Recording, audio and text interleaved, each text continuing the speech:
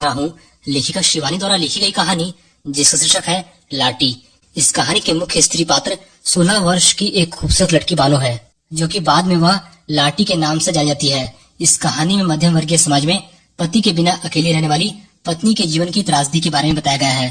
तो चलिए दोस्तों, शुरू से इस कहानी को समझते हैं। कप्तान जोशी अपनी पत्नी के मोहक और भोले व्यक्तित्व के कारण उससे बहुत प्यार करते हैं। अपने विवाह के तीसरे दिन ही कप्तान को युद्ध के लिए बसरा जाना पड़ा था।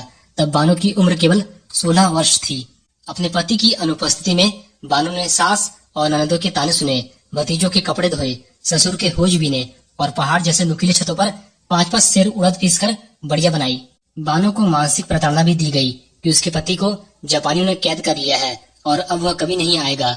इसके बाद वह काम के अत्यधिक बोझ के कारण क्षय रोग से पीड़ित हो जाती है। जब 2 साल बाद कप्तान लौटकर घर आता है तो उसे पता चलता है कि घर वालों ने बानो को क्षय रोग होने पर गोटिया सैनिटोरियम में भर्ती कर दिया है।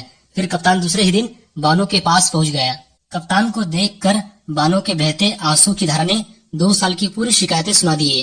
तभी सैनिटोरियम में डॉक्टर ने बानो की मौत नजदीक आने की स्थिति में उसे कमरा खाली करने का नोटिस दे दिया। बानो समझ गई कि उसे भी सैनिटोरियम छोड़ने का नोटिस मिल गया है, जिसका मतलब यह हुआ कि अब वह भी नहीं बचेगी। फिर कप्तान देर रात तक बानो को बहलाता रहा और उसकी सेवा करता रहा। जब कप्तान को लगा कि बानो सो गई तो वह भी सोने चला जाता है, लेकिन सुबह उठने पर बानो अपने पलंग पर नहीं मिली। दूसरे दिन नदी घाट पर बानो की साड़ी मिली। इसके बाद कप्तान को बानो नहीं मिली तो उसने सोचा कि बानो नदी में डूबकर मर गई। जब कप्तान को पूरा विश्वास हो गया कि बानो इस दुनिया में नहीं है तो घर वालों के काफी जोर देने पर कप्तान ने दूसरा विवाह कर लिया। कप्तान की दूसरी पत्नी प्रभा से उसके 2 बेटे और एक बेटी है और अब कप्तान मेजर बन गया है। 16 वर्ष बाद वह अपनी पत्नी के साथ नैनीताल में घूमने के दौरान एक दिन भुवाली में चाय की दुकान पर उसकी मुलाकात लाटी से होती है। मेजर उसे पहचान लेता है, लेकिन बानो उसे पहचान नहीं पाती।